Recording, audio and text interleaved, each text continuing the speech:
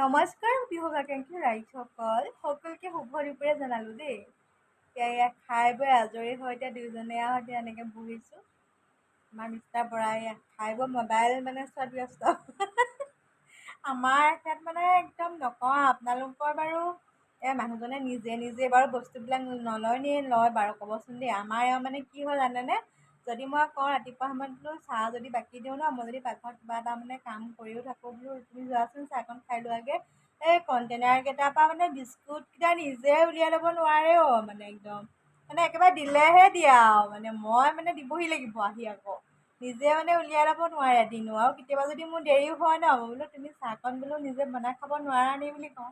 তুমি ৰাতিপুৱা বোলো চাহকণ খাই পিনি গুচি যাবা এনেকৈ কওঁ ন। কেতিয়াবা মোৰ শুবলৈ মন গ'লে তেওঁ কয় বোলে মই চাহ খাম বোলে সুদা চাহ খাই ল'ব লাগিব। মই বোলো ইমান মুখৰ আগতে থকা কণ্টেইনাৰকেইটা বিস্কুটকেইটা উলিয়াই ল'ব নোৱাৰে খাবলৈ।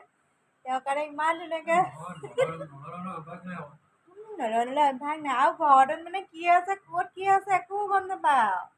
মই যদি কেতিয়াবা কওঁ আমুকতে আমুকটো আছে আনাগেচোন যোৱা বোলে, একদম নোৱাৰে সেইটো আনিব। মই কওঁ তুমি এইখন ঘৰৰ মানুহ নহয় নি বুলি কৈ দিওঁ কেতিয়াবা।